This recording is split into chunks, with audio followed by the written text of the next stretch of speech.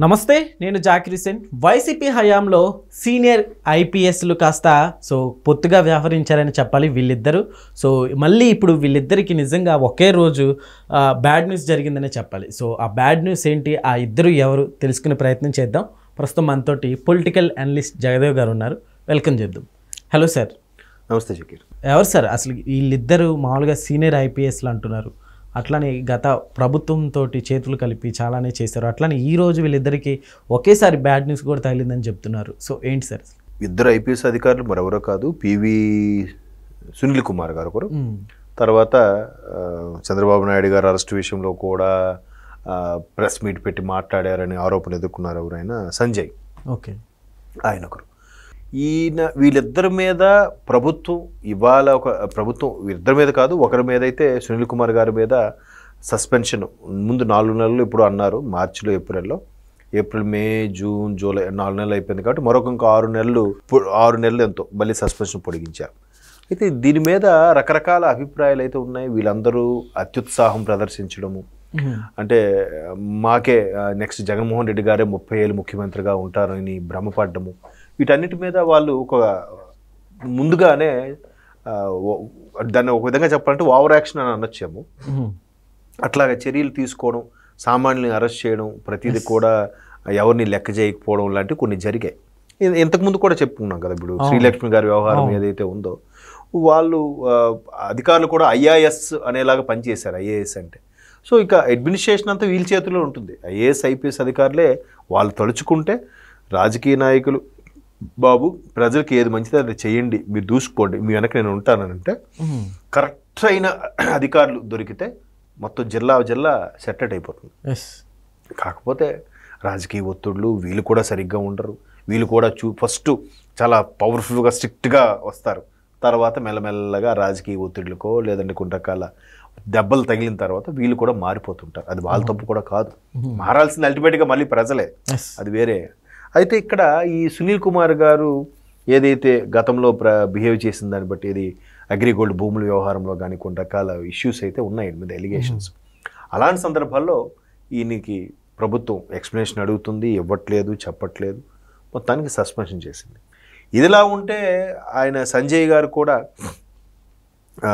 చాలా సందర్భాల్లో చంద్రబాబు నాయుడు గారు అరెస్ట్ విషయంలో కూడా ప్రెస్ మీట్ పెట్టి మాట్లాడడము, తర్వాత ఈ మార్గదర్శి ఏదైతే చిట్స్ కడుతున్నో దాని మీద మార్గదర్శి అన్ని లెక్కలన్నీ వ్యవహారం సక్రమంగా చూపిస్తున్నప్పటికి కూడా స్టాఫ్ మీద అటాక్ చేయడము, అక్కడ ఉన్న స్టాఫ్ మేనేజర్ని వారిని అరెస్ట్ చేయడము, లోపల వేయడం.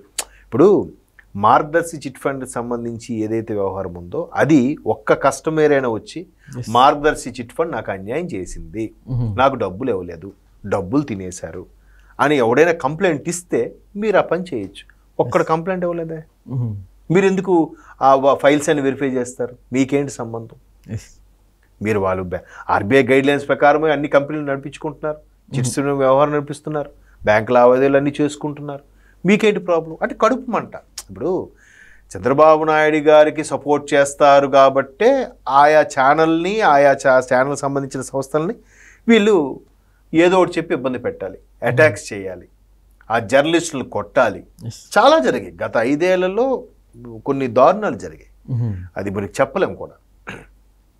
అలాగా ప్రభుత్వం ఏది చెప్తే అది గుడ్డిగా ఫాలో అయిపోయి చేసేయడమే. ఇప్పుడు పలానా రోడ్డు మీద నడుతున్న వాడిని తీసుకొచ్చి అరెస్ట్ చేసి వాడిని కుమ్మేయండి అంటే ఎందుకు కుమ్ముతారండి?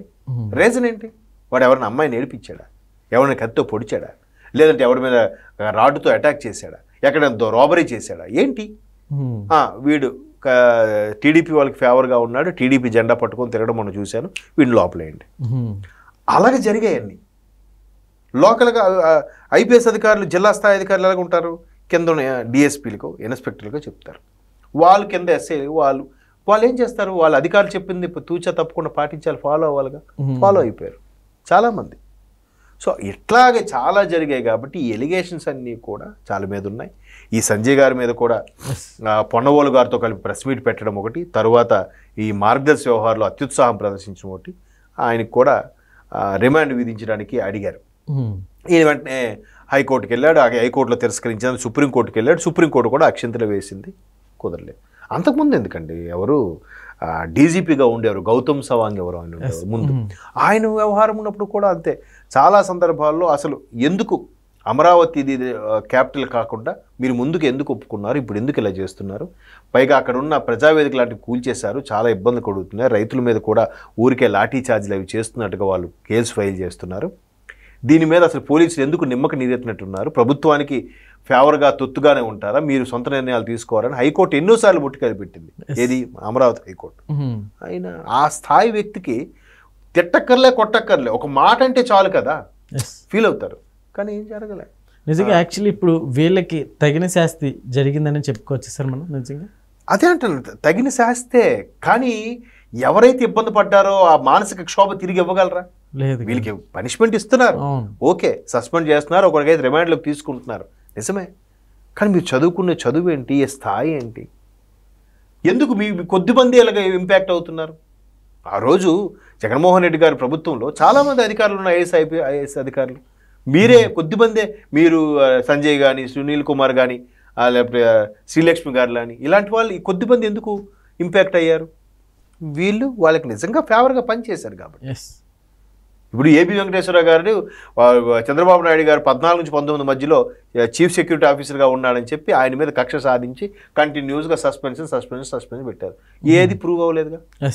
ఇప్పుడు టీడీపీ ప్రభుత్వం కూడా వీళ్ళు సస్పెండ్ చేస్తే నిజమైన ఆధారం లేకపోతే వాళ్ళు ప్రూవ్ అవ్వగా. బట్ ఇప్పుడు ప్రూవ్ అయ్యే వాళ్ళ రిమాండ్లకు తీసుకుంటున్నారంటే అర్థం ఏంటి? వాళ్ళు కక్ష సాధింపు కాబట్టే సస్పెండ్ చేయగలిగారు, అరెస్ట్ చేయలేకపోయారు. కానీ ఇక్కడ రిమాండ్లకు తీసుకుంటున్నారు అధికారులు, అర్థం ఏంటి? అన్ని ఆధారాలు ఉన్నాయి. ఇంకో ఐపీఎస్ అధికారి ఎక్కడికి గౌహతి ఎక్కడికో ట్రాన్స్ఫర్ పెట్టుకుని వెళ్ళి పారిపోయాడు. అమ్మో నెక్స్ట్ గవర్నమెంట్, ఆడి ముందే వెళ్ళిపోయాడు, నెక్స్ట్ గవర్నమెంట్ రాదు టీడీపీ వస్తుంది అని భయపడి పారిపోయాడు. ఎలాగా? చంద్రబాబు నాయుడు గారి మీద సృష్టించిన పత్రాలు కింద అసిస్టెంట్లకి వీరు కాల్చేయండి బాబు మనకి ఇష్యూ అవుద్దని చెప్పి కాల్చేసి రాత్రి పారిపోయాడు. ముందే గెస్ చేశారు. వాళ్ళకి తెలుసు, ఏమండి గ్రౌండ్ రిపోర్ట్ తెలిసిపోతుందండి ఎవడు ఎలాంటోడో. ఇంకా సంకలు గుద్దుకొని ఈవీఎంలు పనిచేయి, ఈవీఎంలు సరిగ్గా అన్యాయం చేశాయి, అందరూ మోసం చేశారు, రిగ్గింగ్ చేశారు, వీళ్ళ అభిమానాలు ఆప్యాయతలు ఏమయ్యాయి, ఇవన్నీ ఎవరికి కావాలి సార్? ఒక ఐపీఎస్ అధికారిని ముందే తెలిసి ట్రాన్స్ఫర్ పెట్టుకుని వెళ్ళిపోయాడంటే ఎలా అండి? తెలిసిపోయింది వాళ్ళ గ్రౌండ్ రిపోర్ట్. అమ్మో వీడిని అసలు గెలవడమే కష్టం, కానీ ఏదో లెక్క మీద 11 గెలిచారు, వేలి మీద లెక్కెట్టేలాగా. ఇంకా రిలీజ్ అవ్వకుండా మేమే ఉంది, దేవుడు ఉన్నాడు చూస్తాడని అంటే దేవుడు అందరికీ ఉన్నాడు, అందరి లెక్కలు సరి చేస్తాడు, అందరినీ చూస్తాడు. బట్ అంటే మరి అంటే ఇంకా గుడ్డిగా ఫాలో అయ్యే కొంత పర్సంటేజ్ ఉందండి. వాళ్ళని సాటిస్ఫై చేయడం కోసం సొంత ఛానల్లో సొంత పేపర్లో ఏదో పెట్టుకుని రాసుకుంటున్నారు. రానివ్వండి, అవి ఎన్నాళ్ళు నడుస్తాయి.